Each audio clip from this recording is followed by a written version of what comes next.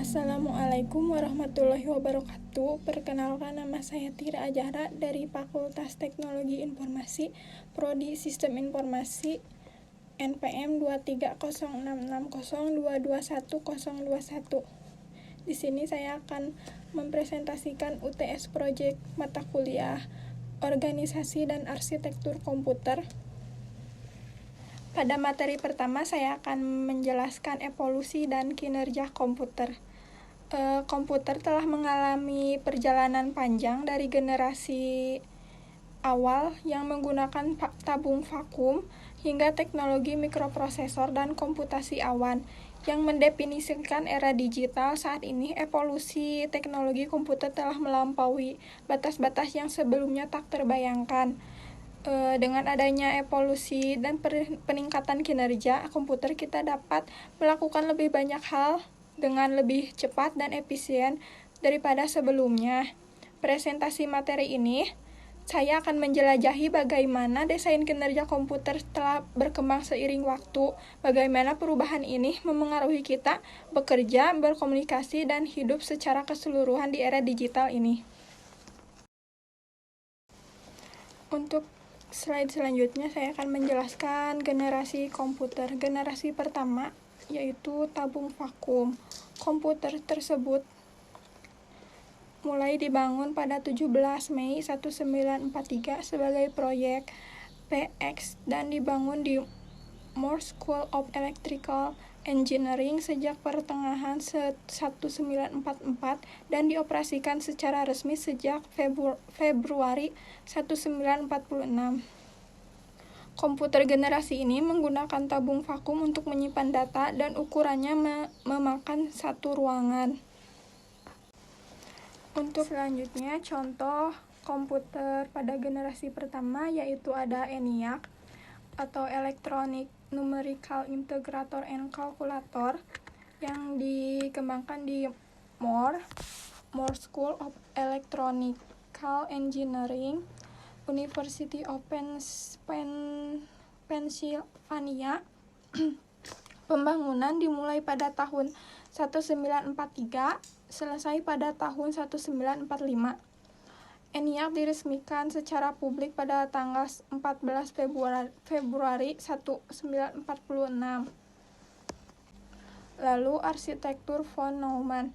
Arsitektur ini diusulkan oleh John von Neumann pada tahun 1945 dalam sebuah laporan yang dikenal sebagai First Draft of a Report on the Advanced Electronic Discrete Variable Automatic Computer dirancang untuk mengatasi keterbatasan ENIAC dengan konsep penyimpanan program. Selanjutnya saya akan menjelaskan slide berikutnya. Ada generasi komputer yang kedua, ada transistor.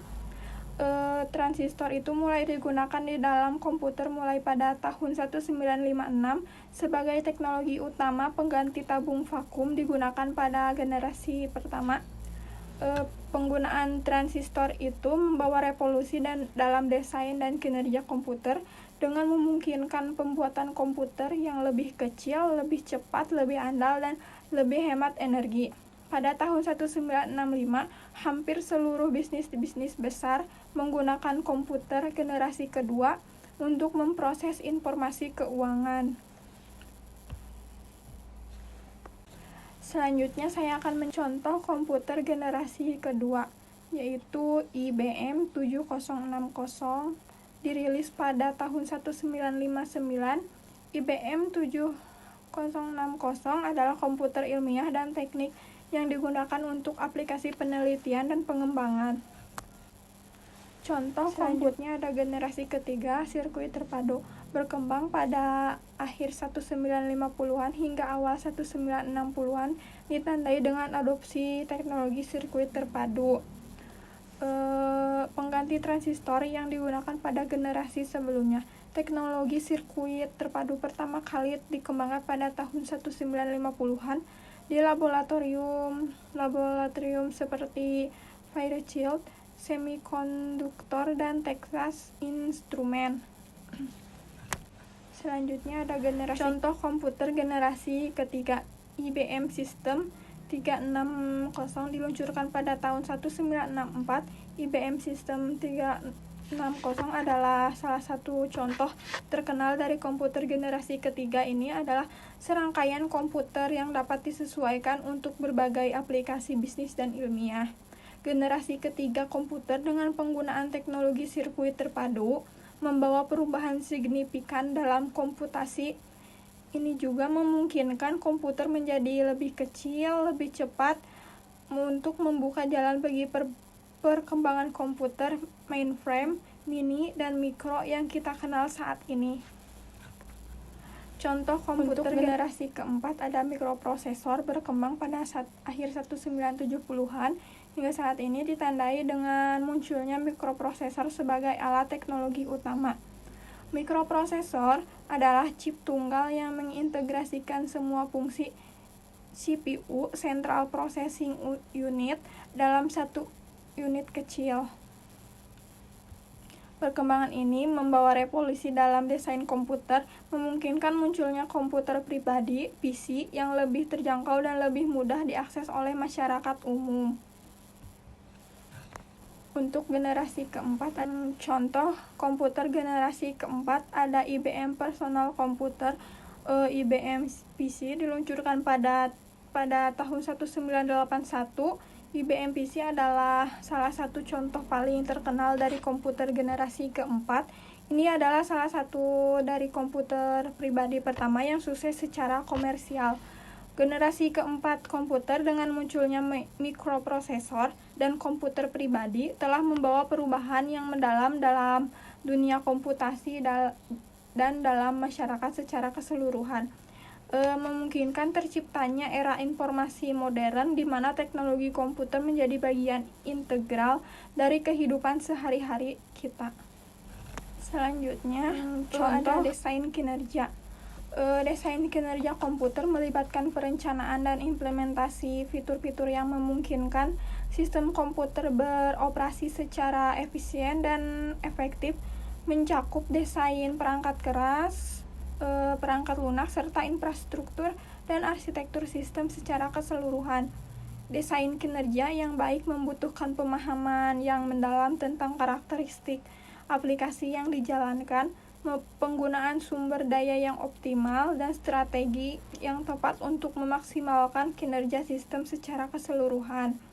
Dengan pendekatan yang tepat dalam desain kinerja, komputer dapat memberikan pengalaman pengguna yang superior, meningkatkan efisiensi operasional, dan mendukung pertumbuhan dan perkembangan bisnis yang berkelanjutan. Untuk studi kasusnya seperti transformasi digital perusahaan retail, di PT Raya adalah sebuah perusahaan retail besar yang memiliki jaringan toko fisik di seluruh Indonesia. Perusahaan ini menghadapi tantangan dalam menghadapi persaingan dari e-commerce dan kesulitan dalam mengelola inventaris serta melayani pelanggan secara efisien. Masalah yang dihadapinya, persaingan dari e-commerce, banyak pelanggan beralih ke belanja online karena kemudahan dan berbagai pilihan produk. Lalu manajemen inventaris sulit untuk melacak barang di berbagai lokasi toko, menyebabkan overstock atau stock out. Untuk solusi yang diterapkan yaitu peluncuran situs web e-commerce dan aplikasi mobile untuk menjangkau pelanggan online. Lalu sistem manajemen inventaris terpusat, implementasi sistem manajemen inventaris berbasis cloud. Lalu hasil dan manfaatnya, peningkatan penjualan online meningkat 35% dalam 6 bulan pertama setelah peluncuran platform e-commerce. Kombinasi saluran penjualan fisik dan online memberikan pengalaman belanja omnichannel yang lebih baik. Efisiensi manajemen inventaris, pengurangan kasus overstock dan stock out hingga 40% berkat inventaris real time.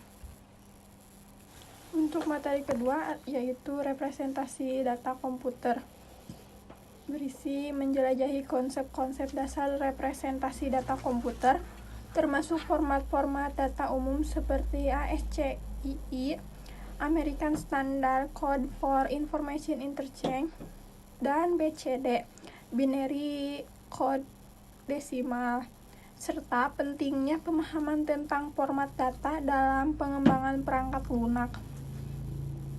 Representasi data adalah konsep fundamental dalam komputasi yang memungkinkan komputer untuk memahami, menyimpan, dan memanipulasi informasi. Pemahaman tentang representasi data penting dalam pengembangan perangkat lunak, desain sistem komputer, dan teknologi informasi secara umum. Untuk slide selanjutnya ada penjelasan format data ASCII, American Standard Code for Information Interchange. Itu merupakan sebuah standar yang digunakan untuk mempresentasikan karakter-karakter teks dalam bentuk biner pada komputer. Setiap karakter dalam ASCII memiliki kode numerik yang unik. Kode ini biasanya direpresentasikan dalam bentuk bilangan biner 7 bit atau 8 bit. Penggunaan umumnya memungkinkan kompatibilitas antara berbagai sistem komputer dan memfasilitasi informasi dalam bentuk teks dengan mudah. Selanjutnya penjelasan format data BCD, Binary Code Decimal. BCD adalah bilangan biner yang merepresentasikan angka desimal menggunakan kombinasi biner dari 4 bit. Setiap digit desimal direpresentasikan oleh 4 bit biner. Format angka desimal itu setiap digit desimal 0 sampai 9 direpresentasikan dalam BCD sebagai kombinasi biner 4 bit, meskipun ada 16 kombinasi yang mungkin dalam 4 bit, hanya 10 kombinasi yang valid dalam BCD. Contohnya seperti misalnya angka 5 direpresentasikan sebagai 0101 dalam BCD, dan angka 9 direpresentasikan sebagai 1001. Selanjutnya sistem bilangan dan konversi. Di sini ada biner, desimal, dan heksadesimal. Untuk sistem bilangan biner terdiri dari 0 dan 1 digunakan dalam komputer untuk merepresentasikan keadaan sirkuit terbuka 0 atau tertutup 1.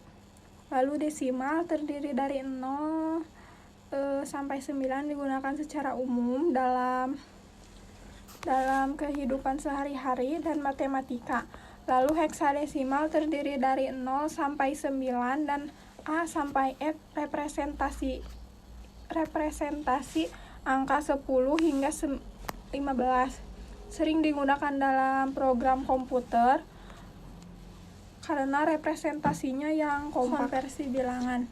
Dari biner ke desimal, hitung nilai desimal dari digit biner dengan memperhitungkan bobot masing-masing digit. Lalu dari desimal ke biner, bagi bilangan desimal dengan 2 dan ambil sisa pembagian. Ulangi proses ini hingga bilangan menjadi 0.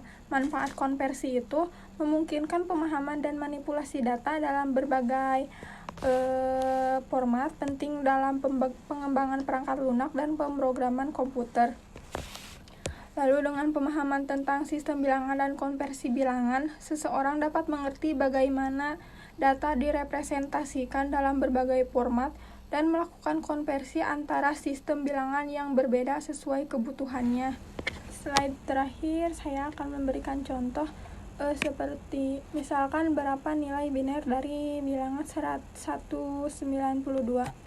Cara menghitungnya itu apakah nilai 192 ini melebihi 128? Jika 192 melebihi 128, maka beri tanda 1. Lalu 128 itu jumlahkan dengan 64, maka hasilnya 192. Lalu selesailah, kemudian sisanya diberi tanda 0. Jadi bilangan biner 192 itu 110000000. Materi ketiga atau materi terakhir itu saya akan menjelaskan tentang fungsi dan interkoneksi komputer. Berisi register, ALU, internal CPU interconnection, dan control unit adalah komponen utama CPU. Register menyimpan data sementara, ALU menjalankan operasi, internal CPU interconnection menghubungkan berbagai komponen utama seperti register, ALU, dan control unit. Dan control unit mengatur jalurnya instruksi. Instruksi CPU terdiri dari kode operasi dan operand yang menentukan jenis operasi dan data yang akan diproses. Slide pertama adalah komponen utama CPU. Di dalamnya ada berisi register, ALU, internal CPU interconnection, dan control unit. Pertama, saya akan menjelaskan terlebih dahulu register. Register adalah lokasi penyimpanan internal yang sangat cepat dalam CPU yang digunakan untuk menyimpan data sementara, alamat memori, dan hasil perhitungan sementara. Register memungkinkan CPU untuk menyimpan data yang dibutuhkan saat ini dan mengaksesnya dengan cepat. Jenis-jenis register itu ada register data atau data register digunakan untuk menyimpan data yang sedang diproses oleh CPU.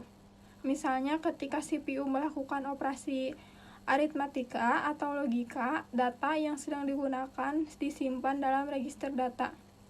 Selanjutnya ada register alamat atau address register. Menyimpan alamat memori yang digunakan untuk menyimpan data atau instruksi, contohnya base register dan index register. Program counter atau PC menyimpan alamat instruksi berikutnya yang akan dieksekusi oleh CPU. PC secara otomatis bertambah setelah setiap instruksi diambil, sehingga CPU dapat melanjutkan ke instruksi berikutnya. Selanjutnya ada ALU, Arithmetic Logic Unit. ALU adalah bagian dari CPU yang bertanggung jawab untuk melakukan semua operasi aritmatika dan logika. ALU adalah inti dari pemrosesan data dalam CPU karena semua perhitungan matematis dan evaluasi logis dilakukan di sini. Fungsinya adalah operasi aritmatika, penjumlahan, pengurangan, perkalian, dan pembagian. Lalu operasi logika, AND, OR, NOT, CORE, dan operasi bitwise lainnya. Lalu operasi perbandingan, membandingkan dua nilai untuk menghasilkan output yang digunakan dalam instruksi percabangan dan kondisi. Selanjutnya ada internal CPU interconnection.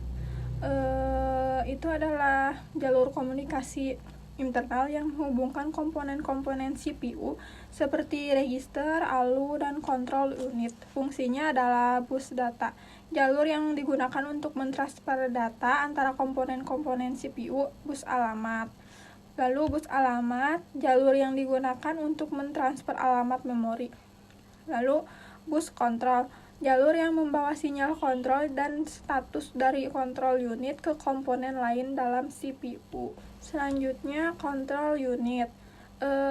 Control unit adalah bagian dari CPU yang mengatur urutan eksekusi, instruksi, dan dari memori dan mengarahkan aliran data di dalam CPU. Fungsi utamanya adalah fetch, mengambil instruksi berikutnya dari memori utama yang ditunjukkan oleh program counter. Lalu decode, menguraikan instruksi yang diambil untuk menentukan tindakan yang diperlukan. Lalu selanjutnya ada execute, mengarahkan ALU atau komponen lain untuk melakukan tindakan yang diperlukan oleh instruksi. Slide selanjutnya adalah fungsi komponen-komponen utama CPU. CPU melaksanakan program dengan cara mengambil dan menjalankan instruksi yang disimpan dalam memori. Proses ini melibatkan dua langkah utama, fetch dan execute. Setiap program komputer terdiri dari serangkaian instruksi yang harus dieksekusi oleh CPU untuk mencapai tujuan tertentu. Instruksi-instruksi ini disimpan dalam memori komputer. CPU bertugas mengambil fetch instruksi-instruksi ini dari memori dan kemudian menjalankannya, execute, untuk melaksanakan tugas yang diberikan. Lalu siklus fetch dan execute. Pertama ada fetch, tahap dalam siklus instruksi, di mana CPU mengambil instruksi berikutnya yang akan dieksekusi dari memori utama RAM. Instruksi ini diambil berdasarkan alamat yang ditunjukkan oleh program counter, kemudian disimpan dalam instruction register untuk diproses lebih lanjut. Selanjutnya execute, tahap dalam siklus instruksi di mana CPU menjalankan instruksi yang telah diambil dan didekodekan. Pada tahap ini, instruksi tersebut dieksekusi oleh unit pemrosesan seperti ALU untuk melakukan operasi yang diminta seperti aritmatika, logika, atau pemindahan data, dan hasilnya disimpan sesuai kebutuhannya. Selanjutnya ada instruksi dan kode operasi. Format instruksi itu instruksi adalah perintah yang diberikan kepada CPU untuk melakukan operasi tertentu. Instruksi ini merupakan bagian dari program yang dieksekusi oleh CPU. Format instruksi terdiri atas dua bagian, yaitu opcode dan address operation. Selanjutnya di sini saya akan mencontohkan langkah-langkah proses fetch dan execute. Di sini saya akan menjelaskan langkah-langkahnya satu persatu. Langkah pertama, ambil instruksi yang berada pada 400, ambil instruksinya 1840. Lalu langkah kedua, ambil data 840, nilainya 0003, masukkan pada akumulator. Sudah selesai instruksi pertama. Lalu langkah ketiga, 5841, alamatnya 401, nilai akumulatornya 0003, diambil dari data sebelumnya.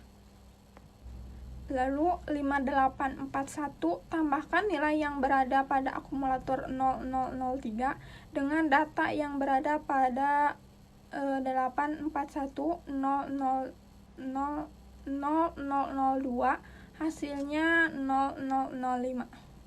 Masukkan pada akumulatornya. Selesai instruksi kedua. Lalu selanjutnya langkah kelima. Alamat 302 masukkan. Lalu akumulatornya 0005 karena belum diproses, lalu 2841. Selanjutnya masukkan nilai 005 ke 841. Selesai instruksi ketiga. Baik, saya sudah menyelesaikan materi pertama, evolusi dan kinerja komputer, lalu representasi data komputer, dan terakhir fungsi dan interkoneksi komputer. Wassalamualaikum warahmatullahi wabarakatuh.